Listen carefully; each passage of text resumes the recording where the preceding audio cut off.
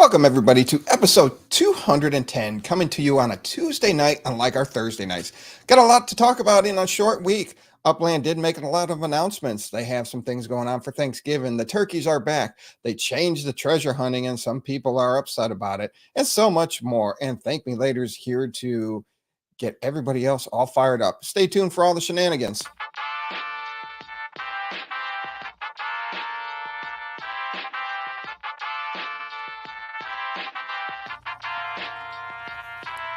The UPX Podcast with the property expert. If it's happening in Upland, it's the place you want to check first. With your host who's stupid to win and ThankMeLater. Bringing the strategy, news, and cool charts with all the data. This is Upland, where the metaverse goes down. Genesis, San Fran, to Rio, and all around. Don't miss a week, you never know what they'll say next. It's the Upland property experts, baby, UPX.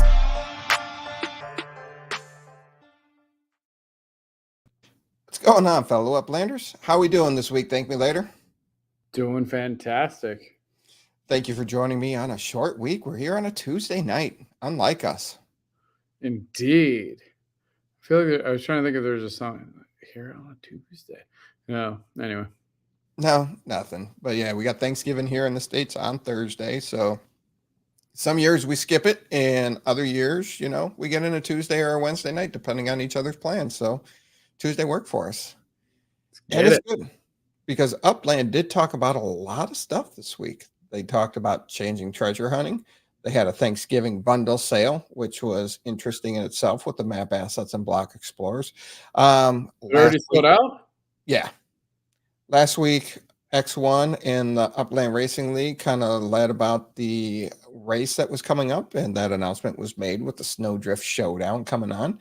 And we'll jump into that. And the turkey chase is back for 2023. A bunch of turkeys for treasure hunting around the city. So you're a turkey. Absolutely. We're deep frying 3 turkeys, so it's going to be good. Dang. Yeah. I mean, they're 15 pounds because you can't go much bigger than that. Oh, yeah. So, I mean, deep frying 45 pounds of turkey. Yeah. Cord light there. Hey, it's going to be good. We got a hot and spicy Cajun seasoning to go in one. You got one of those like ridiculous injectors. Absolutely. You it up. Absolutely. Like, put it in the little chicken wings. Yes. And you got to watch it because if not, it like fires out another hole if you put them too close to each other. Yeah. Phrasing.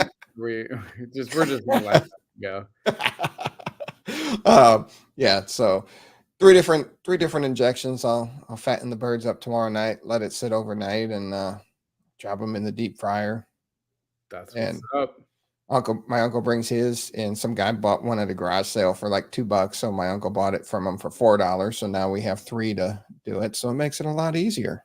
The deep fryer, not the turkey, right? Correct. Okay. You don't want a $2 turkey. Not from a garage. No. No, like I was like, what is going on? Like, I knew Cleveland was sketch, but y'all out there buying Thanksgiving turkeys at garage. Dang. That's the next level, like, trailerness right there.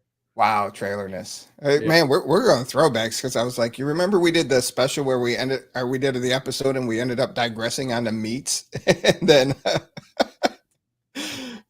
then there was the trail fiasco of the Spud Wars. Yeah. We could put this one, juices in 3 holes. Ooh. Moving on. Moving on. All right. Derek's going to listen to this one. I kind of hope he skips it now. But absolutely. He'll be listening to us on the way to the pool on Saturdays. For our shenanigans. Makes him laugh. Makes him laugh. Oh, this is random. Hello. Welcome, Moose. It is random. As always, a little off on the structure. I didn't run the numbers this week. Just been kind of busy getting ready for the Thanksgiving weekend. So, because we have people coming in starting tomorrow, and some other people come in on Thursday, and some people come in on Friday while other people's leave, and then some people leave on Saturday. And so, like, my house is just full for the weekend. No, Thanksgiving. So, like, especially for those outside the U.S., like, I mean, I'm sure they kind of get the gist of it, but like Thanksgiving in the States, usually is much more the extended family situation. Like it's a lot of meal prep and planning and gathering and nonsense. It's probably one of the more exhausting holidays, honestly.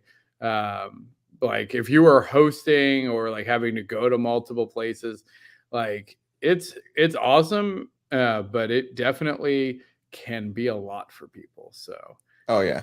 My wife has it down. Shout out to her. She's got a spreadsheet. It has everybody's names on it, who's bringing what, since her family stays with us when they come to town.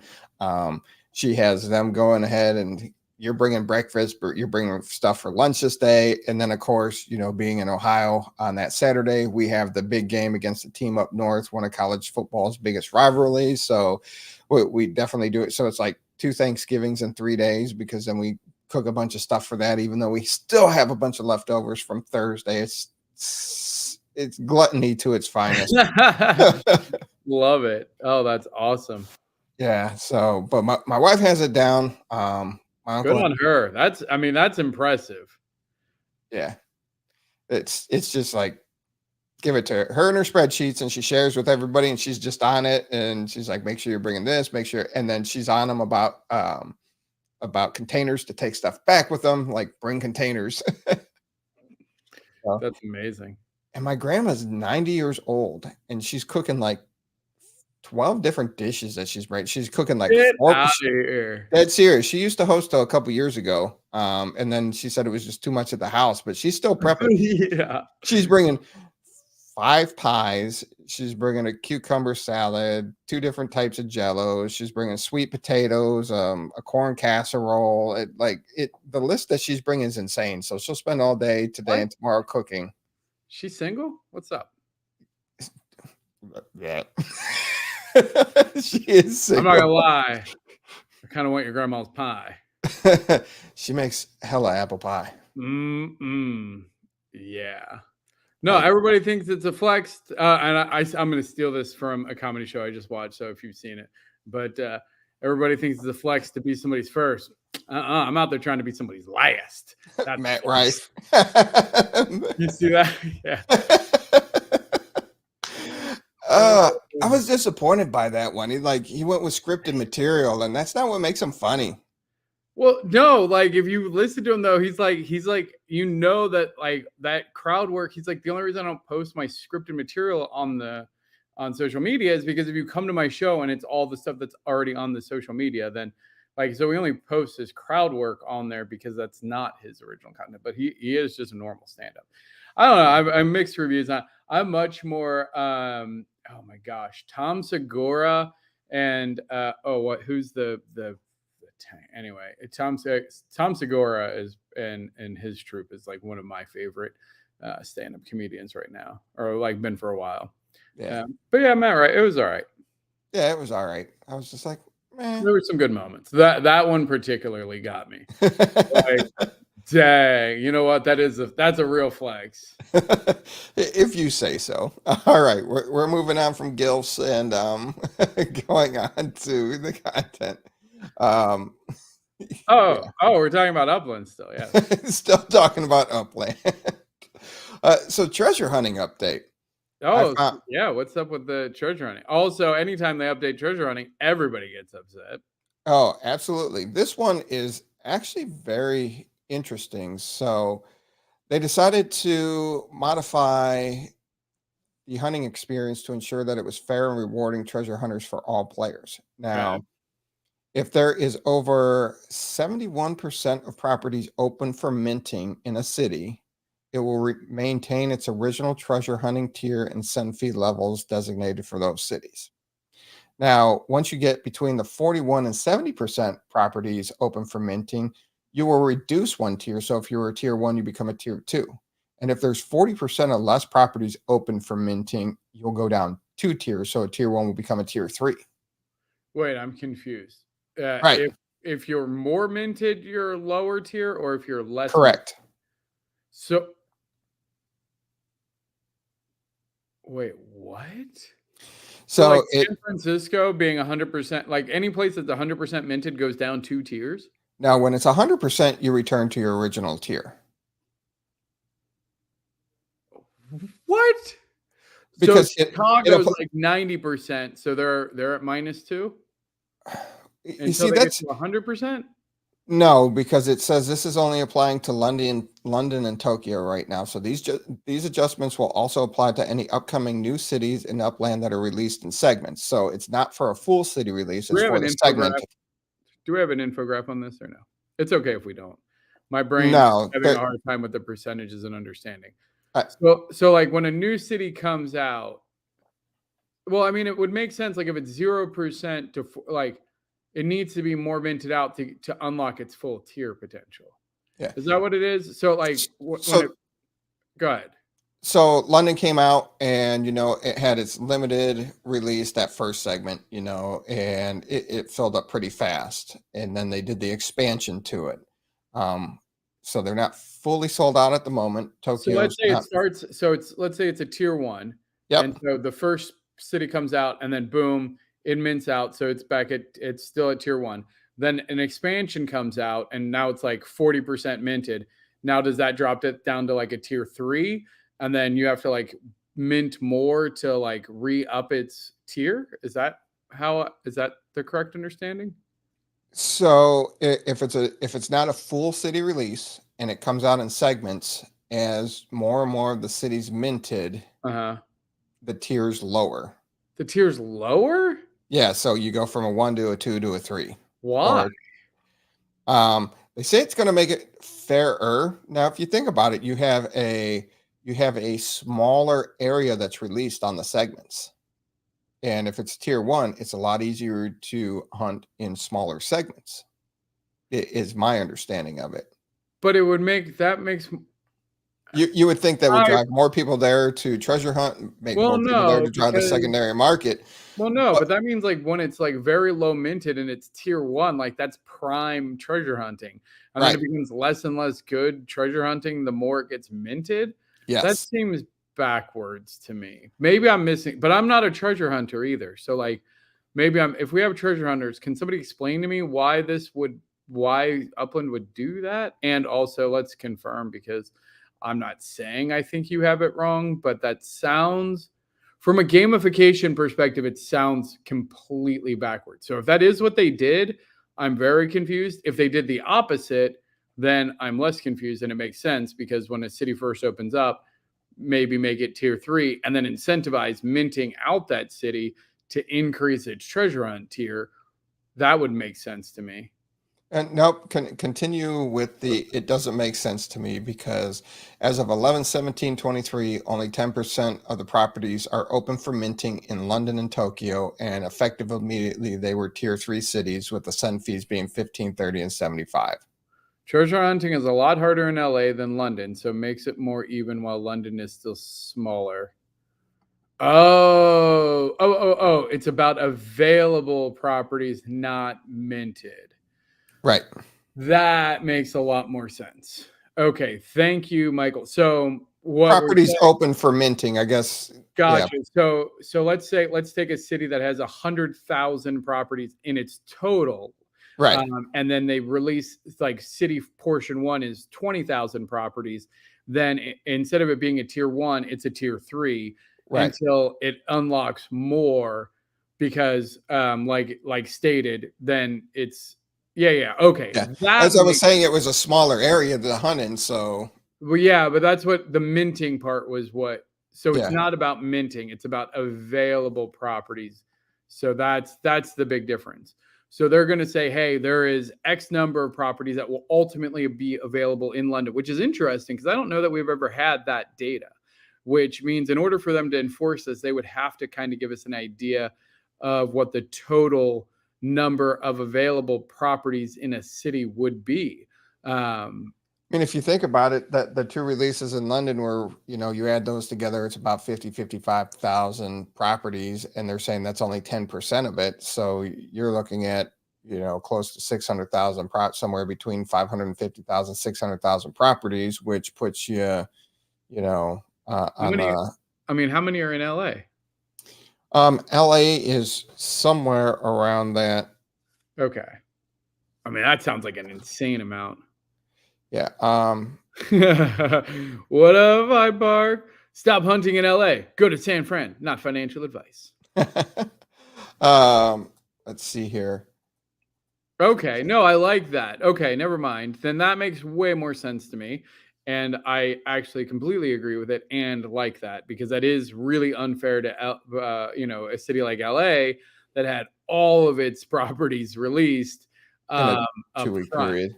Yeah, okay, so that makes a lot of sense. So about 648,000 properties in LA, 531,000 properties in Chicago. So Yeah, no mention of lower tier. Honestly, I don't think that they're probably not nearly as worried about the other tiers. Um, I would imagine it's going to be the tier ones. That what up, ahoy, rock, Rigo. I always say Rodrigo. Rodrigo. Yep. Rodrigo. Maybe that's why I Rigo. always say it wrong. Rodrigo. What up, Rodrigo? Yeah, because you always want to call it Rodrigo, but he throws the D in there and throws it off. I know.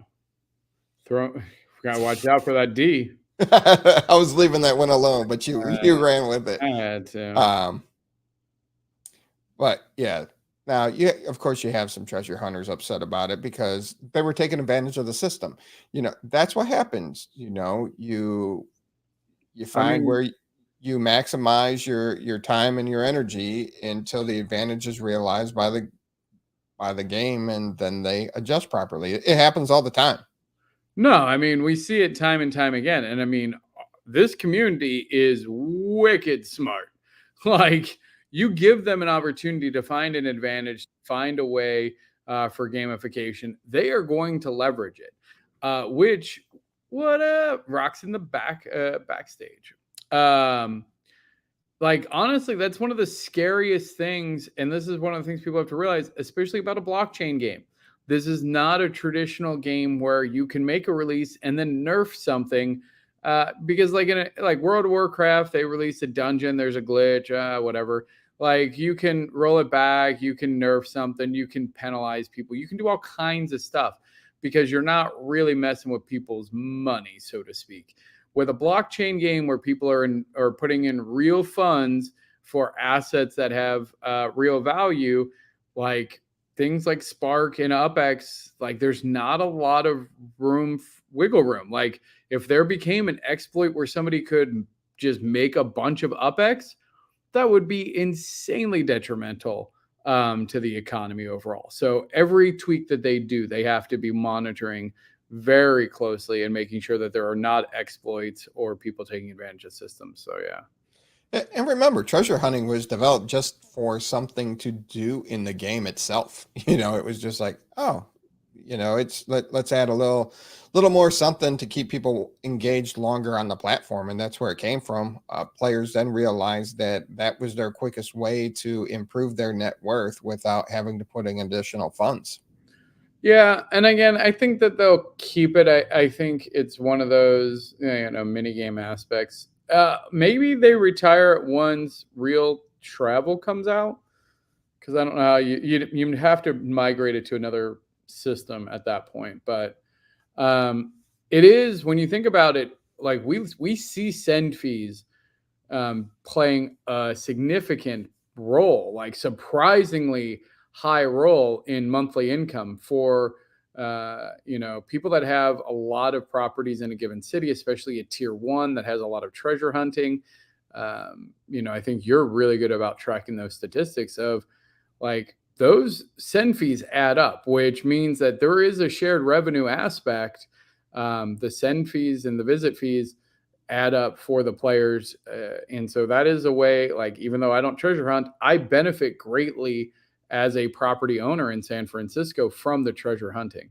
I get a lot of send fees, and I know that's directly correlated. It's almost exclusively, when you think about it, there's no other real reason to send to a property outside of maybe going to a meta venture. Why else would you ever really send to a property outside of treasure hunting? Or a new city release trying to get closer. But yeah. Sure, but like in San Francisco, like your properties in San Francisco, if you look at the visits there, that is almost exclusively from treasure hunting. Absolutely. So that, to me, is, as a real trickle down economy effect for property owners. So I'm glad that they're doing treasure hunting tweaks. I'm glad that it's still around. I definitely want them to keep enticing players to go to tier 1 cities and send.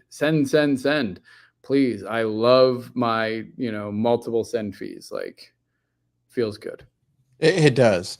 Let's see here. California Trading Company said, how do we know much the cities are going to expand? Though news to me that London and Tokyo are only 10% open. Well, they're going to expand based off of Upland's history of how they release cities. And you can look at the geographical map of the cities and find out, and you can do a quick Google search too of how many properties are in said city, and that gives you a rough estimate of what Upland's going to find too. So, I mean, that's an easy path to understand that. And yeah, there is that. When is Miami coming? There is rumors that Miami is coming. I saw that. I saw a little blurb on the Facebooks. Yeah. I don't know if it was like a screen grab of something that was like accidental or if it's official or what, but I first saw it in the Analytic Assassins channel. So I saw it there talking about Miami, and they gave credit to the Brazilian team on there that, hey, it's not confirmed, but they're pretty sure that, Well, I mean, we haven't had a big U.S. We haven't had a big U.S. city release in a while. It's been all international. Vegas? Nope, Vegas was Genesis 2022. And then I think Dallas and Arlington came after that. Yeah. Dallas and Arlington were after. Yeah. They were the fall after that. But so was Dallas Arlington the last? I think so. Wow. Yeah. So I mean, you going big? What's your feelings on Miami? Miami's going to be expensive. Not as expensive. It's going to have your expensive neighborhoods. It's going to be a tier 1 city. It's going to be large. Wait, you think Miami's tier 1? Yeah. Maybe, I guess. Oh yeah, Miami's tier 1. What I'm trying to think of, like, is it top 10? I feel like the top 10, I guess, maybe. What was Dallas? Tier. I feel like Dallas is bigger than Miami. Don't give me Miami, definitely. Dude, if Dallas is tier 2, if Dallas is bigger than Miami, get out of here. Yeah. Okay, so yeah, that's from a treasure hunting perspective, it would be tier 3. But like, which actually, does tier matter outside of? Well, no, the percent FS. Your send fees. Yeah. Send fees. Yeah, that's a good point. Dallas is tier 3. Yeah. You're tier 3. Get it. I mean, Miami's not even, in the top 10 of the most populated cities, but yeah. Dallas is number 9. So yeah, no. I don't see. I think you guys, like, tier 1 is going to be reserved for Sydney, Singapore. Like, I think we're out of maybe DC, but like, I don't see there being any other tier 1 cities in in the US. I think LA, New York, like, I think San Francisco is San Francisco tier 1? San Francisco's tier 1. But like, San Francisco's like grandfathered tier 1. Like, let's be very clear. I don't think if they were to release San Francisco today, that it would be tier 1. I think that it's the Genesis city. So I think it is getting special treatment as a tier 1. But I think, no, F Houston. Get out of here with Houston. If Houston is tier 1. Houston will be a tier 1. You It's shut your mouth. Houston better not be a tier 1. it's going to be a tier 1. No, you're just saying that to piss me off now. I'm not, because No. okay, so New York City, so the 5 boroughs of New York City is the densest populated area. Then Chicago, then LA, Chicago. Houston's number 4, followed up by Phoenix and Philly. Dallas is number 9 overall. So maybe they Houston tiered doesn't them have wrong. any culture. And I include all of the sorry, I love you. Don't come murder me. Y'all Houston people are cray. Now the interesting thing, and San Francisco sits at 18 overall in population. If you do look at it, though, the interesting thing is Miami has less of a population than Detroit, Fresno, Kansas City. They're only 1 spot ahead of Oakland, 2 spots ahead of Bakersfield. Yeah, no. Miami, like, I think they're going to reserve tier 1 again. So, I forgot about Chicago being tier 1, which is fair enough. Houston, thank you. Big Norm, please, you win a test tube statue. Feel free, go to ThankMeLater, trade any asset for a test tube over Mint 100. It's yours because you are the only sane one in the audience. Thank you. It will not be tier 1. I don't think there's any tier 1 cities left in the US. I think that they're going to reserve that for really, really big cities. And as far as I'm concerned, the US is out of that. Like, we got 3. Like, that's going to be better than most countries. Like, and actually we got 4. We got 4. San Francisco, LA, Chicago, Manhattan. Like, 4 tier 1s.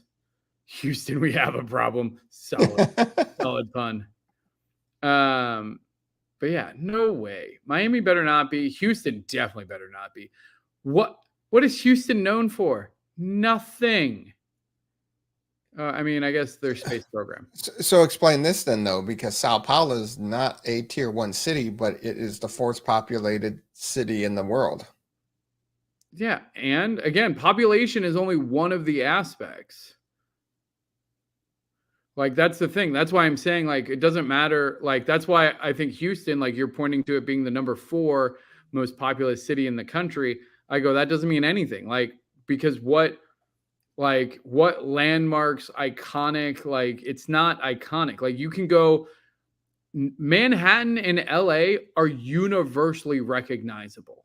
Like, Paris will be a tier 1, like, no doubt about it. London being a tier 1, Tokyo being a tier 1, like, that makes complete sense. Beijing would likely be a tier 1. Sydney will be a tier 1. Mexico City will not be a tier 1.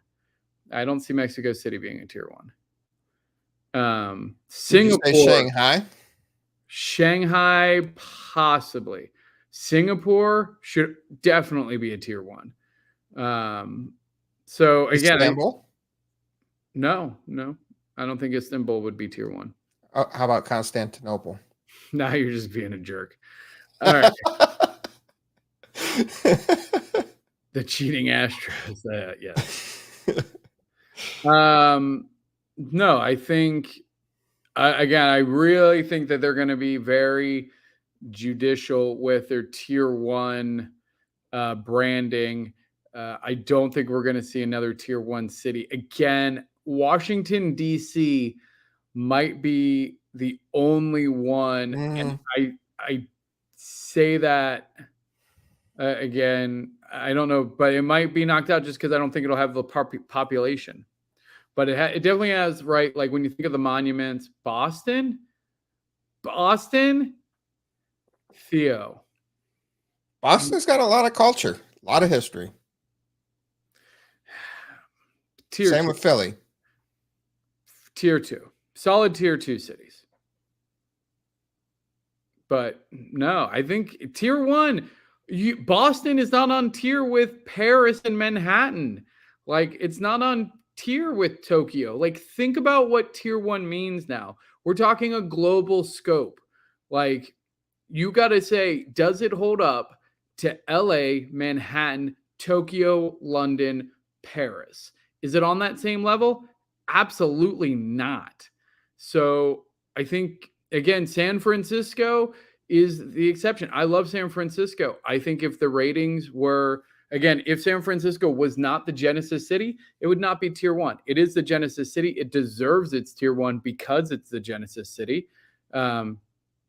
They're not tier one from a treasure hunting perspective, but they are tier one cities. They just have a tier penalty because they have not been fully released.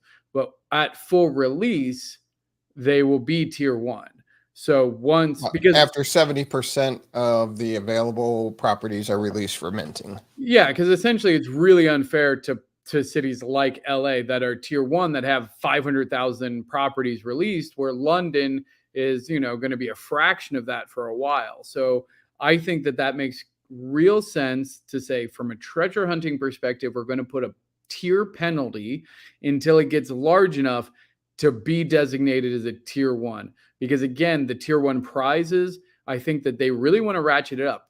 With these kind of changes, I'm expecting them, I think and it makes sense, the first thing that they want to do is balance the gameplay and balance the activity. And for this, I think that they're planning on really taking treasure hunting, especially in tier one cities, potentially up a notch, because that's how you would do it in a game like this. You have to first balance out and say, hey, we need to make sure that people cannot exploit tier one cities.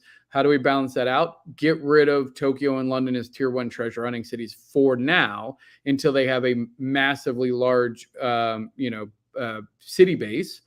And then I think once that's in place, then they will potentially incentivize tier one treasure hunting more, which would be really cool to see, especially for San Francisco. San Diego is close. I love San Diego. I would love to see San Diego be tier one.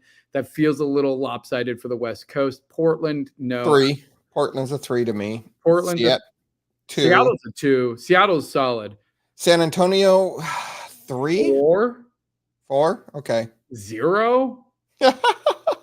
Like what? San Antonio. San Diego's a 2. So as you were talking, as you were talking through all this, it started making me think even more about it. And really what you're saying is tier one's going to be a rarity. Even though, cities like San Francisco, there's going to be a lot of properties. Tokyo, it sounds like Tokyo, London, they're going to have over 500,000 properties. That's what it's sounding like.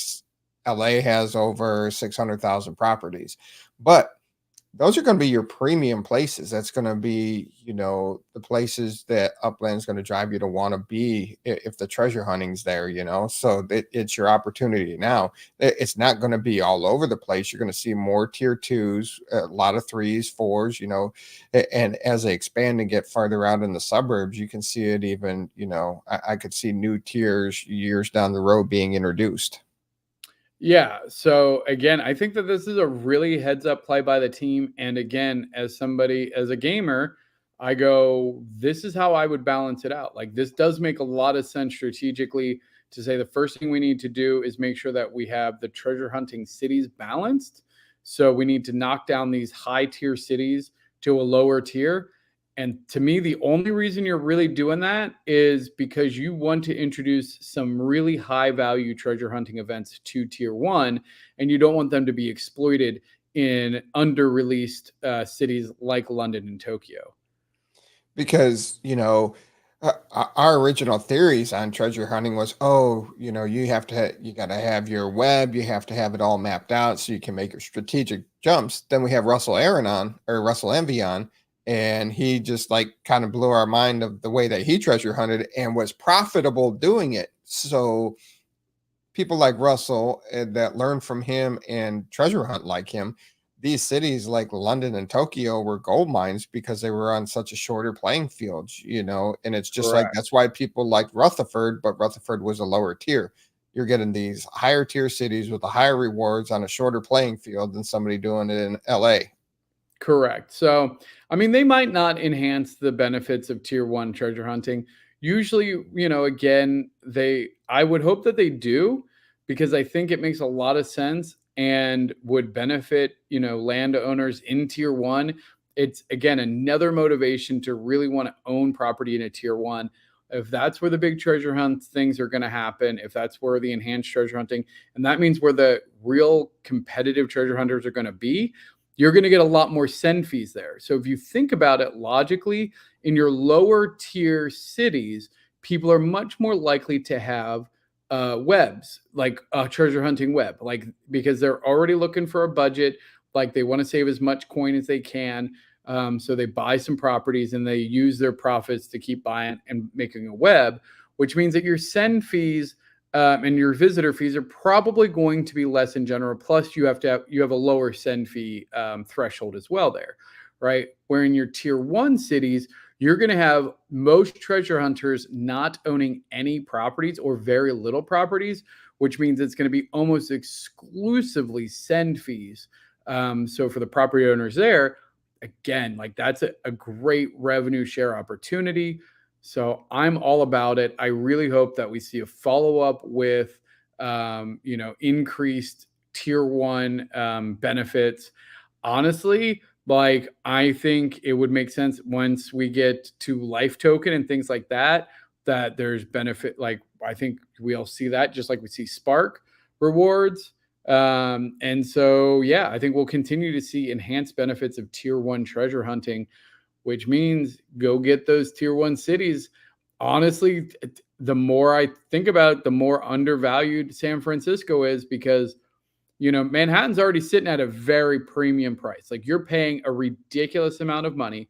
However, if you are a treasure hunter there, like I don't know how their treasure hunting is in Manhattan, but it's a fairly small area. And, but the properties there are very expensive. So for me, buying a property and then getting your investment back from send fees, we know you're not getting it back in passive revenue from the interest because you're paying 10x markup. So you would have to get it from send fees or future sale value. San Francisco, you can still get a great deal on it. And I can tell you firsthand that these properties get a lot of sends because from a tier 1 perspective, it's probably, Manhattan and San Francisco will now forever be the smallest tier 1 treasure hunting cities that will ever be available. Like that's what this change tells me definitively, because every other tier 1 city is probably going to have 500,000 plus properties. San Francisco's sitting at what, 200,000? 149,000. 149,000 in San Francisco, and Manhattan's at what, 50? And then Manhattan is, I think Manhattan is at less than 50, 42, basically 42,000. Yeah. So again, like Manhattan has its own weird economics, and I don't really know how good the treasure hunting is there. But San Francisco is a great treasure hunting place. And I think it's a good balance of like shape and property spread outness. So is huge there. I would still think Manhattan would be pretty easy since it's long. You start right in the middle, north or south. There's not a lot of width to it. So, yeah, I don't know. Treasure hunters, let us know how's it like. Is Manhattan a good treasure hunting city? We don't really hear about it a lot in the treasure hunting like world. But again, I think I don't know why. For people trying to build a web, very expensive because everything's on a secondary market. But people that can, treasure hunt like Russell Envy, then that's a different story. But I don't even know if you can be profitable there because a lot of people do jack up their send fees in Manhattan also. So. Yeah, I think between the send fees, plus you got to keep in mind, like some of these properties, especially the ones with skyscrapers, I would imagine that because of the size of that, and you have like that circle that your discovery circle, right? So the treasure is in the middle. So if you don't know this, like every property, so if this is your property, like it's right in the middle, right? Like, so when you send to it, if it's a big property, you're only getting that one property's worth of discovery. And so that can be a big deterrent too. Large properties would make it more difficult because you kind of have to hit it dead on. So I'd be interested to know how that impacts people. i.e. the Fly San Francisco 2020. Yeah. Yeah. No, I think it was it that. No, it was Easter. It was that one. That was the flight. That was the Easter. It was the final. You had to have each egg, and then there was only one egg, and It was Dizzy, Daddy D. a lot of people went by that property, but they didn't cross the center of the property because it was such a large property. People got impatient, like, I got to go look at it. Like, maybe it's this one, maybe it's that one. And Dizzy was the only one with the patience to let his Explorer float. I don't think he over had it. the patience. I'm pretty sure he just minted it and then sent to it. I think he was just like, I'm just going to buy this property on a whim and then send to it. No, Oh, we'll have to ask him. I thought that's what he did. I thought he was just like, well, because once you get in, like, because all the corner of your discovery, it'll turn green to mint. right. And then I think he was just like, I'll just buy it. And then, because then when you buy it and then send to it, obviously it's going to send you directly to the middle. But I could be wrong. He could have flown past it. Yeah. I think you had to discover it to mint it. Well, no, but your discovery range just has to hit a corner of it and it will turn green. With that competition, though, I don't think you could mint it. Because you had to that would have been a sure giveaway, though, if you couldn't mint it. You could definitely mint it. Oh, yeah. Because I was definitely minting properties to send to. Right. Like I would mint and then send to the property because I was running. Because remember, back in the day, you only got like 3 sends. Right. Like a day. And then they opened it up to 11, but that was it. You could find sends to get 11. There was a brief time where it was infinite. Right. There was a brief time where it was infinite, where you could actually have as many as you wanted. You could do as many sends as you wanted in a day, with the airplanes. So I feel like the airplanes, I don't remember if it feels like the airplanes would have been around by then, but I don't know. Oh, yeah, anyway, we'll ask Daddy D at some point. Yeah. All right. Ninjas say they were able to efficiently hunt in San Francisco with 6 properties, more than they were with 650 in LA. That doesn't count when 649 of them are in one neighborhood. Prehistoric times. Facts. All right. We also have the Thanksgiving 2023 bundle sale that went on. They had block explorers and map assets for you to get. Gobble, gobble. Wait, hey, what's going on with that thing where you get the badge for holding the things? Is that done yet? No, it's not done yet. So another sale happens next week. There is 2 block explorers that are out right now. All right, if you have one of those block explorers, hit me up. I need all. Oh, so there's 2 of them out. And then the third one will be going on sale next week. But there's only 50 of those available. All right, so I need to get in queue for that for sure.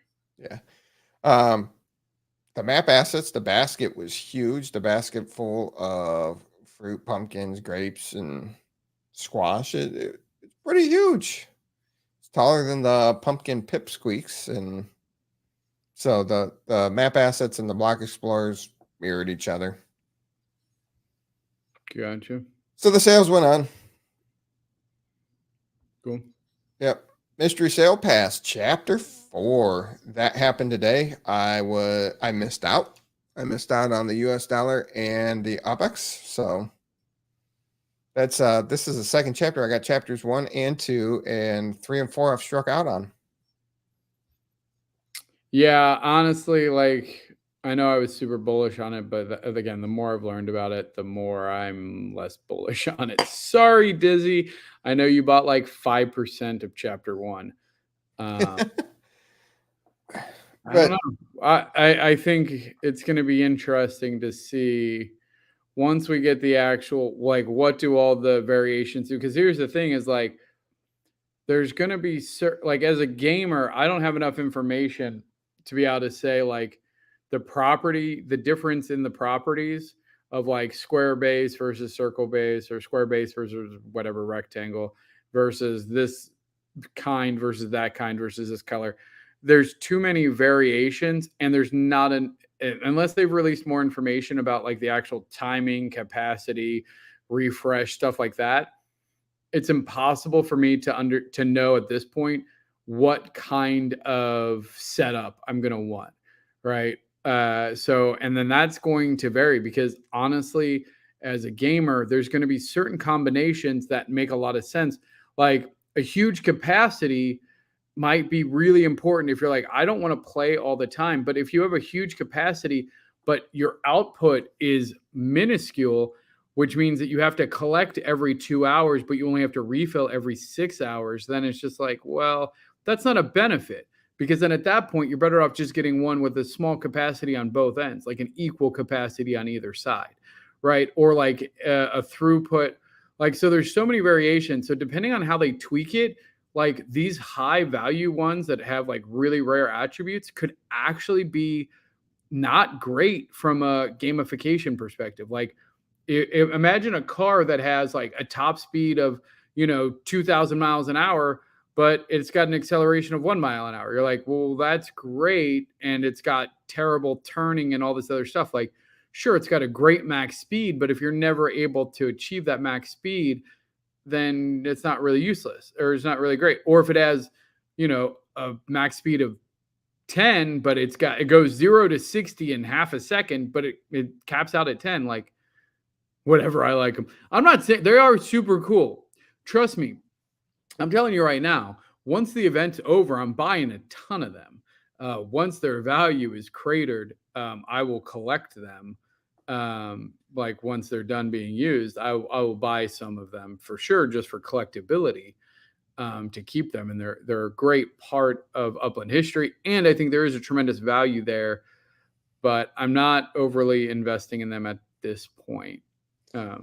And some of the secondary market prices, a lot of them that I find, I'm just like, they're almost 2x.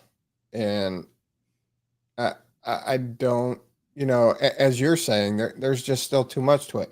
It would have been nice to play with a life cycle, and get feedback off the first one. So you kind of know what's going on. It's a big leap of faith. Yes, all the protom that you create through these totems are going to be part of the stem that you'll receive. But once again, what's going to use stem? How long is it to roll out stem? Is stem, sooner or later, are they going to do a stemlet, kind of like sparklet?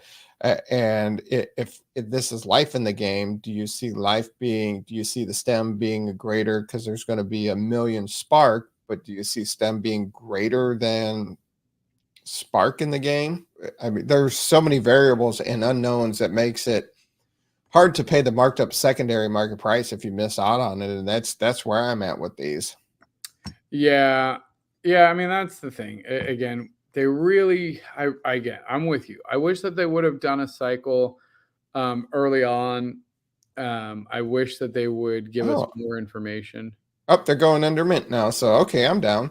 They're definitely, because like some of the like more quote unquote like bad rolls, especially if you bought it, like, I mean, 60. So it's 60,000 UPX for one. Is that the UPX? 55,000. Okay. So 55. So you think about that. If you paid 55, like that's a good conversion rate, like 55,000 UPX. If somebody was like, hey, I'll give you $42 for 55,000 UPX.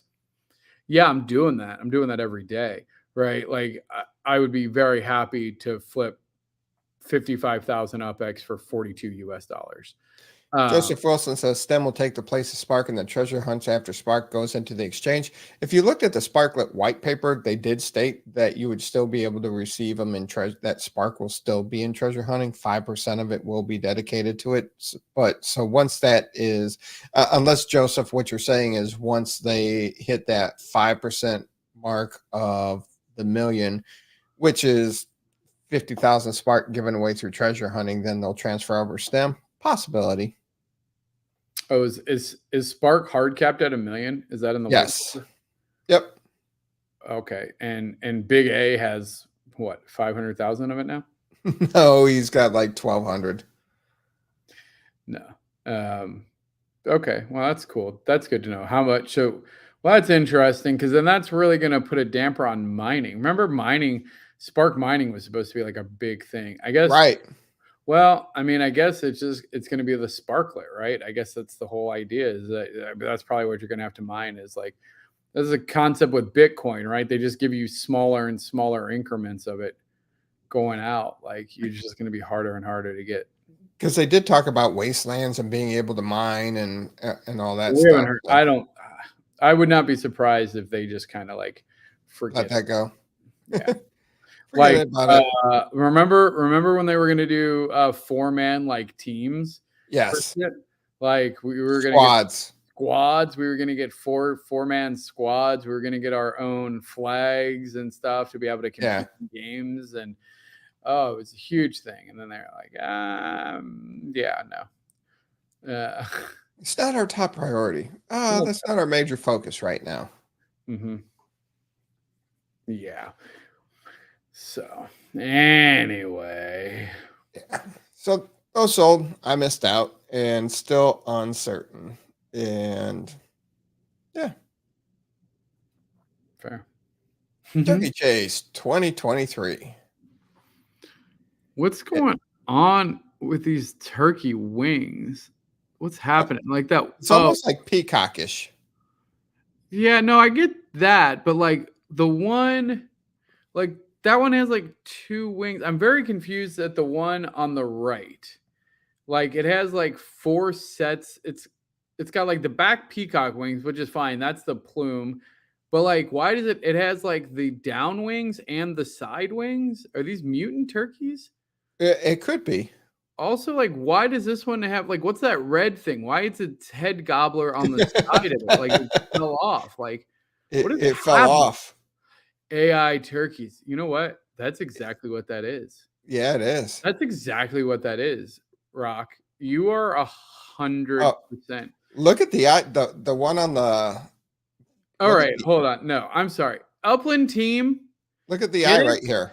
Oh, Watch. just look at the one. Look at that one on the right. Look at this one's eye. Whoop. Look at the one on the right. This one?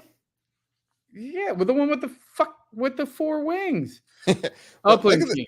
Look at this one's eye. Yeah, no. Now I'm upset. Like look at this one's eye. Whoop. One on the left has 3 legs. Yeah, no. This it does have 3 legs. Look at that. This is terrible. This is such lazy, absolute lazy art creative. I am sorry. Boo. Absolutely boo. I would have much rather you given the community 100,000 UPX to come up with a Turkey Chase logo, and they would have come up with one 1,000 times better. Like, the actual turkeys inside the game were nice. That's fair. But like, this is lazy marketing, y'all. Like, get it together. I am unimpressed and quite annoyed, honestly. Total AI garbage. Joseph Wilson is correct. This is absolutely not what we expect. Like, this is, I definitely expect more. Like, this would not have been hard to do. This would not have been hard to proof, by the way. Like, this would have, okay, I'm okay if you start with a baseline of AI, but come on, how the heck did this garbage get through? This is horrible. Boo. And are these pieces of turkey that got blown up? I'm guessing. I have no idea what's going on. I'm very, like, the more I look at it, the more angry I get, honestly. Like, oh, this was supposed to be on his head. Yeah, that's what I was saying. That's what is it? Like, there's so many things wrong with this. Like, I was thinking gobbler below. None of them have gobblers. What kind of turkey? Yeah, no, they got the gobbler on their head. Like, what is going? Yeah, one nice turkey running would have been fine. No, you know what they got to do? Dirk was able to get AI to create some pretty awesome artwork for our 3rd anniversary show. They have to talk to Dirk on how he prompts Dali to get what you need out of it. Yes, Usain, you're right. As a designer, stuff like this, there's job security. You're right. Because whatever ad company, whoever allowed this to come through, y'all, come on. We love you. We know that everybody's doing 100 things, but this was an easy thing to do. Like, you could have created a single like no. It comes back down to quality control once again. Okay, Quality control. and but you know what? To be fair, it's Hmm. been a while What's that we that? talked to him about. There you go. It took a while. It's been a while since we had to talk about quality control of proofreading, or anything like that. So kind of a slippage here. They've been better with their quality control on their All right. releases, but yeah, this one. This is embarrassing. eh. You know what? They should release a mutilated turkey block explorer like the Sorry Bruce and give it to all of us. Like Go ahead and look at this. this one with the crooked eye and the 3 legs. We need this one. The one with the gobbler that was on everybody else's head that's off to the side. We need this one. This one 4 looks like wings. yeah, That's up so the many top. wings. Yeah. And it's We melty need eye. Like, yeah. God almighty. This one's got a funky eye too. So we need all of these as block explorers and call it the Turkey Chase Fiasco 2023 Block Explorer Collection. I'd buy them. Yeah, Franken Turkey, man. I read that book. That was a Goosebumps book, man. Franken Turkey. That was horrifying. That's what's going on here. I'm getting turkey nightmares. These are some Monsanto turkeys, bro. What's going on? That one should not be able to fly. I mean, I'm not mad that I get some extra turkey wings, but damn, like get it together. Like that's an extra turkey leg. You know what? If that makes it the Renaissance Fair a little bit cheaper, I mean, you can grow turkeys with 3 legs. I'm okay with that, but come on, fam. I didn't even look at it. I just took throw it in, and it would have been so easy to click by because it's close enough. But the more you look at it, the worse it gets. Is that human flesh flying in the air? Yes, I think there's yes, Lee. There's tiny bits of human just blown up. Like, what is the prompt? I would have loved to know the prompt that got to this. Right. Like, and maybe it was just Turkey Chase. And I don't know. I mean, my usual process is grab the artwork from the article, digest the article, hit my little notes that I need to hit for the article. I didn't even look at it. I bring it up and you're just like, wrong. Well, my brain is trying to like, because first of all, I was like, ooh, I really like the colors. Like at first I really liked the turkey character. So I was like, oh, this is kind of cool and fun. And then like, it's like one of those pictures, like the longer you look at it, you're like, what is actually happening in this photo? Wait a second. These are not cute, fun turkeys. These are mutilated monsters. With a background of explosion. Like they just broke out of a testing facility and blew up their captors. Like what in the heck? They broke out of South Park and just like, yes, yeah. These are the angry turkeys in South Park. Yes. Solid throwback. There you go. The angry turkeys. Ned, they're coming right at you. Got them. They're coming right for us. Got them. Yeah. So this is going on from today, November 21st through Friday, November 24th, 9 a.m. Pacific time. The Turkey Chase is only playable on the mobile version of the game.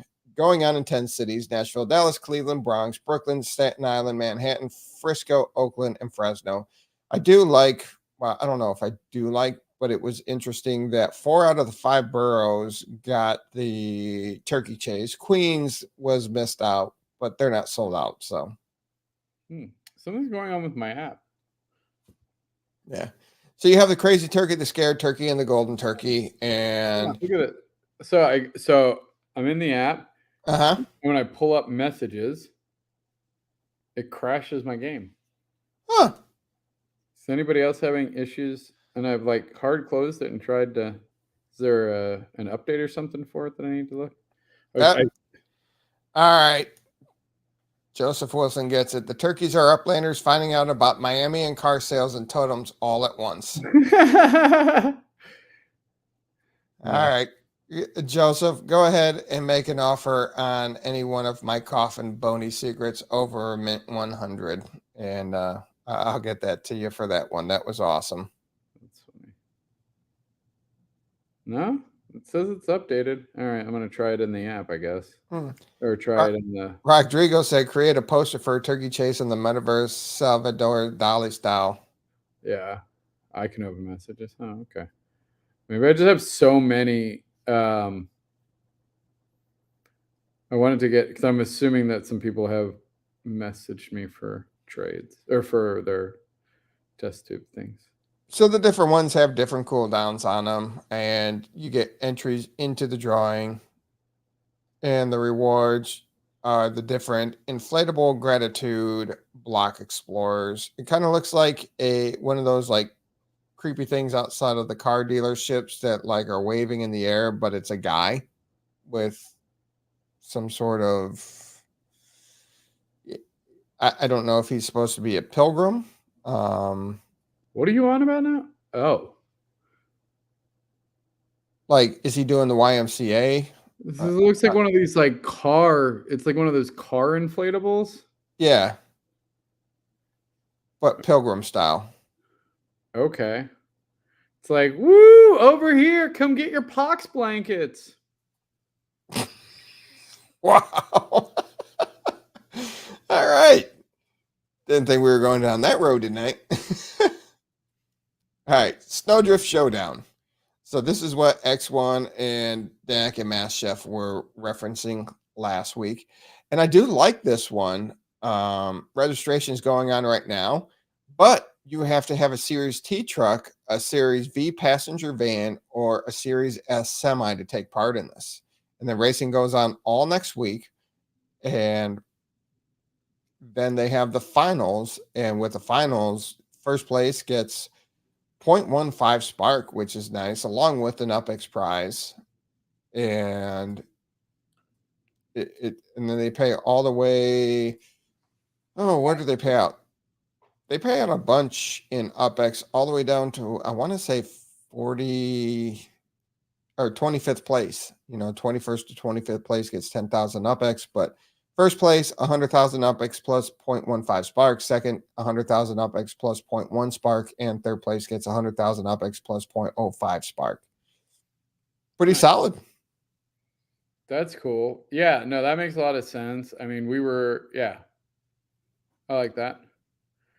And E-trim, R-trim, and other trims are not allowed for this specific race. And they're running the Ithaca Run, Boys Town Extreme, and Midtown Terrace. I really like the partnerships that they have going on there. And speaking of racing, Just NFT has his racetrack approved there in Nashville. A couple months ago, everybody jumped on and staked Spark on there. We gave some stuff away. So that is now up and running. Heck yeah. There are still some properties to buy.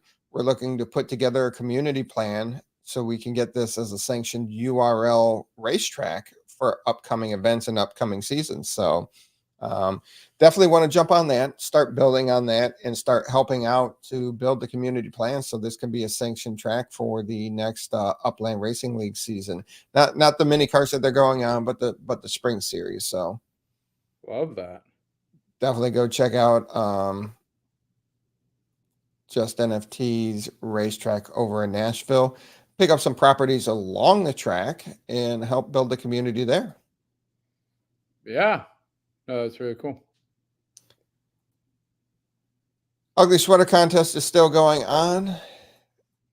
And my map assets are still for sale. So go check them out. And I have been submitting my Christmas map assets. So we're going to wait on those and see if they show up in time. Very cool.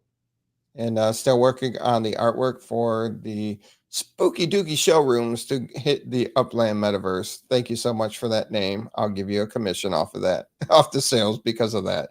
I don't know how I missed that, I don't know. It happens. Don't know how I missed that.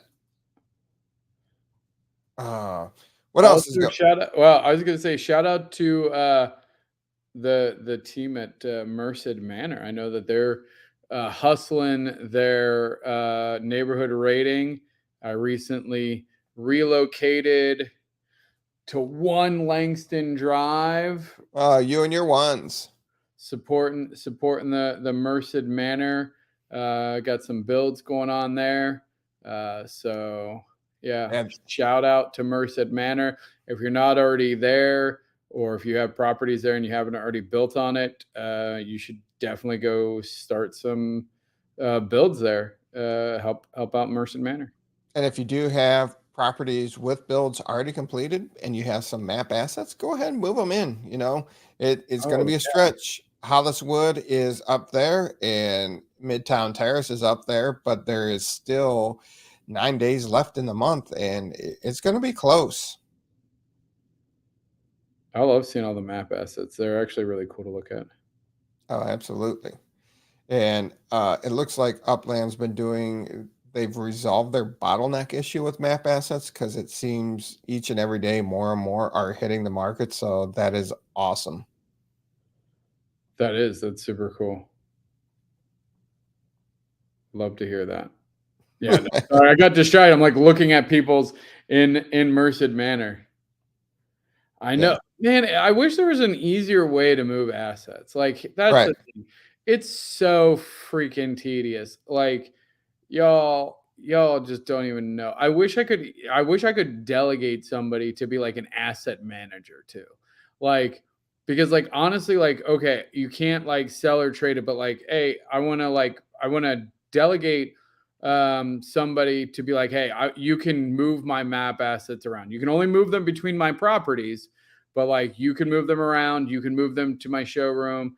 Like you can't, like, I wish that there was like ways that we could do that. Escrow. Yeah, maybe. It would be nice, and hopefully Upland starts working on that to move your map assets. So you want to move 5 map assets. Let's go with 5. You can do it in a row, or you can do 4 in a block of 2x2, and you plop them here, 2 there. Hey, I want to move these 4, and I want it in this configuration. You want a straight line, you want a box, and a 2x2, 3x3, 4x4, or 5x5, and you have the options. Select these, place them in this grid format, put them here, and then you show up on the property and you have this nice little square grid that you plop down and say, these are going here. Especially for people that are going from a factory to a showroom, and then even people that are moving assets from property to property, and then that point in time, then you can go back in and arrange and move them around. I don't know if it comes down to the blockchain and not being able to have multiple items that are recorded on the blockchain moving at once. Not sure, but it would be nice if they figure that out. Queue it up, because like honestly, like I should be able, because I mean, you can move multiple, or like have multiple trades in queue and it'll like process them, whatever. Right. So like I should be able to, like you said, like select, here's my block that I want to move over. And then even if it's a queue system, there's got to be better ways. I mean, we are getting way too many assets. Like like that is a massive quality of life need. So yeah, it'll be interesting to see how they do that. But yeah, from a factory owner producing assets, it's just depending on the asset and the spark hours, you have a bunch sitting there and it's just one at a time from here to here. So you move it from here, you go to here, you select it, and then you place it, and then all of a sudden it zooms out on the property that you place it. You hit okay, then you go back to your factory. Especially going back from your factory to your showroom, it's very annoying. Yeah, I mean, I think, and honestly, I feel like they did this for like some of their big contractors. Like it would automatically go from the factory to the showroom. Like we should be able to designate like a distribution point for the factory. Like, and once, like, let's say that there's an error, like, oh, there's a block or whatever, like it can't move anymore to the showroom, then it fills up the factory, like the factory spots. But right. It should be automatic. Like I should be able to mint, like there's no reason for me to have to move it from my factory to my showroom. Like I should be now, granted, once it's going to be very complicated once they get shipping and things like that. You do have people that do have multiple showrooms, so it's just shouldn't be an automatic, but at least be able to bulk deliver. I want these 10 going to this showroom, these 10 going to this showroom, these 10 going to this showroom, and it just kind of plops down on a grid. And do you want a straight line or 2-line or block, or it's doable.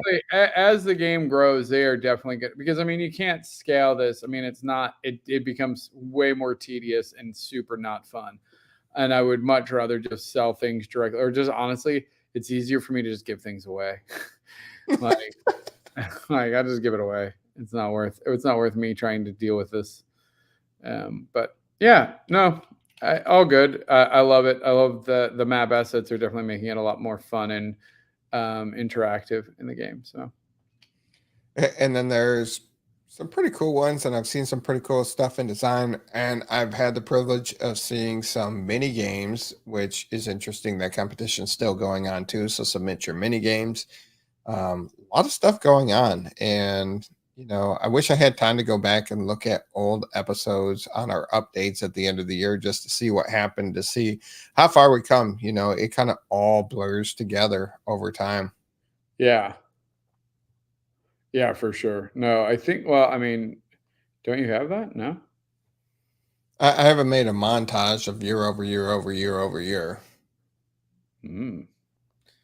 Well, if somebody puts together, I'll put 100,000 UPX towards a clip show. Yeah, I'd do the same. All Because right. I think all our episodes are downloadable, and clippable. So if somebody wants to take and create, I don't know. You set up, but I'll put 100,000 in towards the ante on that. Me too. Okay. So figure out what you want.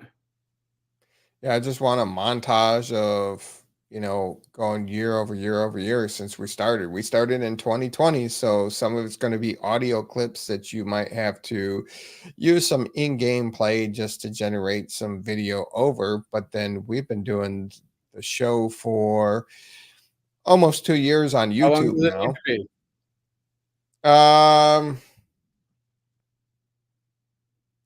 30 seconds. Oh, I was gonna say like 5 minutes. Oh, 5. Okay, 2.5 minutes.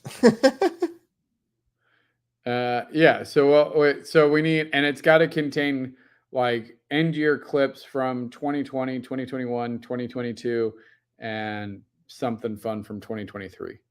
Yeah, like Genesis Week from 2023 or something. Yep, some good clips, a montage, and if we got a lot of good submissions, I might throw more UPX into it. Oh yeah, for sure.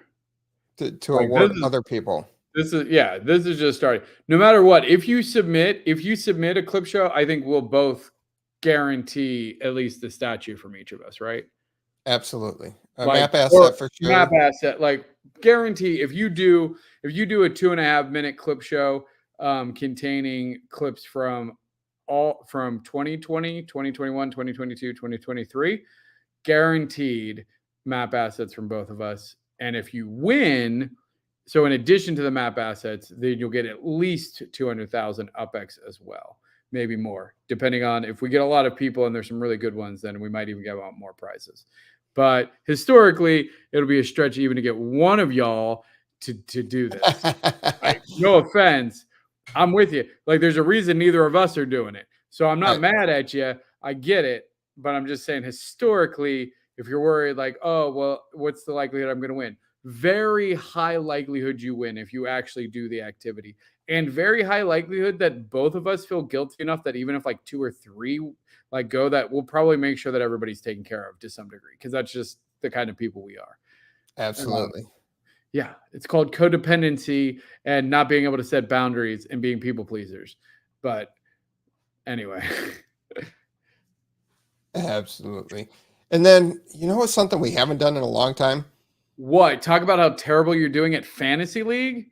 That's why I keep avoiding it. Yeah, you were doing so embarrassingly I'm bad. horrible. It's bad. I'm super embarrassed. It's like you're not even playing the right game. I don't even understand how you can get a score so low. Like, it happens. Because it's not like you're not playing, but like it looks like I'm not playing. I am playing. It just looks like I'm not playing. What? Okay, so explain to me. Am I gonna how do I need to beat freaking Boulder? I'll have to look. Because he is like crushing it. Yeah, he is. Because when do we go to the finals? What up, Boulder? Week 16, week 17. What week are we in now? 11. Oh, did you just count the number of weeks you've lost? I haven't lost every week. Close, but I You've haven't lost lost every 9. week.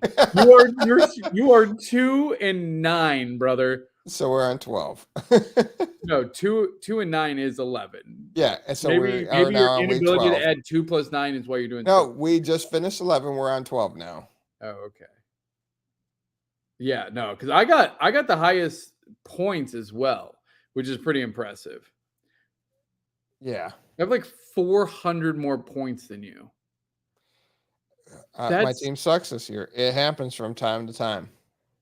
Now in Dizzy's league with his buddies in Minnesota. No, I don't want to hear it. about the nonsense where you like bought yourself. Like, no, I don't.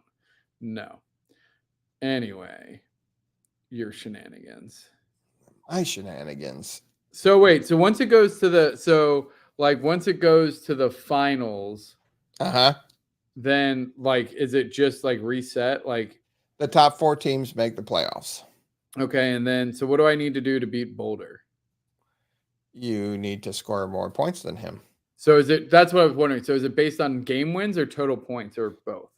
So well, you'll play through the playoffs, so you'll have to beat you'll have to beat a team, and then you'll have to beat another team. So it'll be 2 weeks. So it'll be like 4 teams. So like number 2 will play number 3, number 1 will play number 4, presumably something like that. Yep, 1 and 4, 2 and 3. Yep. Okay, so then I assume I beat number 3, Boulder beats number 1, then it goes to the champion. So but then it's just a head-to-head. Like it's whoever wins that. So the points really don't matter unless it's a tie. Right. Okay, gotcha. All right. So and then what's the rules? Can I like stack my team? Can I just like go and beg everybody to give me other good people for the playoffs? Trade deadline's over, so you just can't beg people. What do you mean trade deadline's over? There's still weeks left. Yeah, but the trade deadline passed.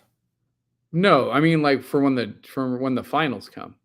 Yeah, I mean he's not. I can't trade anymore for the rest of the season. I'm stuck with the people I have now. No, you can pick people up off the waiver wire. You just can't get people from other people's teams. Oh, okay, but you could like drop all your good people because you're not using them. No, that's called sandbagging. You don't have that's not fair. I didn't say anything about being fair. What part of I'm open to shenanigans don't you understand? No, we're not talking about fair. I'm talking about sliding you $20 so I can get the good people that I need. I think I need a good running back. My team's good. My team can win. But anyway. Yeah. All right. I've just been struggling. So I haven't been updated. Like, even if I was middle of the pack, but like, no, I'm bad. Like, yeah, I'm bad. You're like really like bottom. Like, see, look, it won't even unblur it. That's how bad it is that it's like we're not even gonna unblur. But the only person that has more points scored against them is T Davis, and he's 3-8, so he's like 1 win better than me. And if you look at it, if you add it up, if you look at who is like Franklin Bombers should not be doing as well as they're doing. How are they in 4th with 1,000 points? Like they're terrible. They should be in like 10th. Yeah, I mean, he is pretty down there on, he is the second lowest with points against them. You have Nisharin with 1021 scored against them, and then you have the Franklin Bombers with 1027 scored against them. So, yeah, I mean, yeah, Franklin's just ran into I hit the low score of the week and I win. Yeah, man, that's what you needed because your scores are terrible. My offense sucks too. It was offense. 89% of your team. There's only one spot for defense, and they score like 6 points.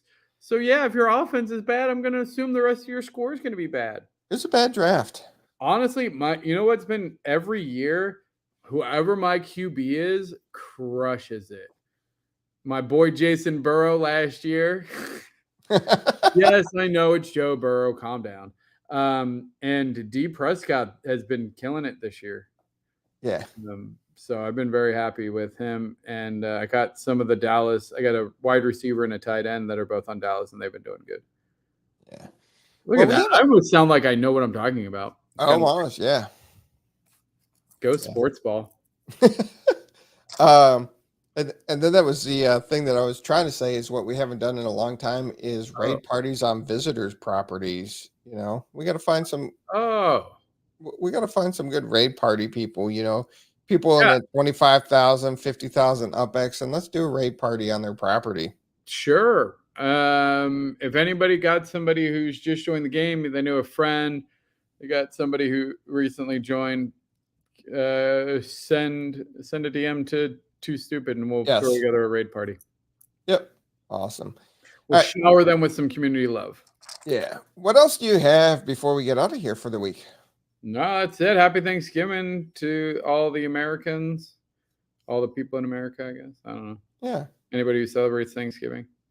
Yeah. Have a Boulder. Look at Boulder trolling you. Get bent. The season ain't over. Congrats on being in second place. Boulder, all that matters is at the end of the year. So Boulder. He's coming for you. Big game, bro. Big game. But we can't let ThankMeLater go back to back, or it's just bad.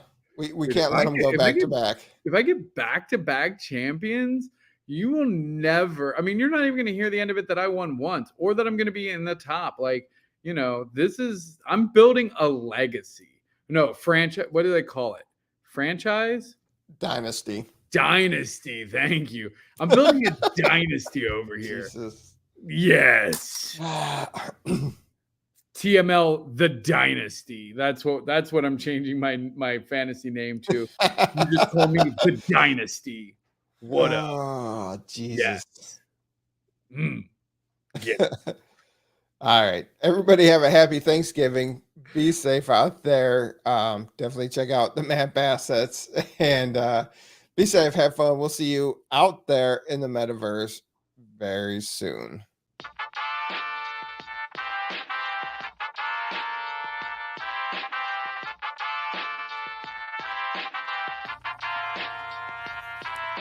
The UPX Podcast with the property expert. If it's happening in Upland, it's the place you want to check first. With your host Too Stupid to Win and ThankMeLater, bringing the strategy, news, and cool charts with all the data. This is Upland, where the metaverse goes down. Genesis, San Fran, to Rio, and all around. Don't miss a week, you never know what they'll say next. It's the Upland property experts, baby, UPX.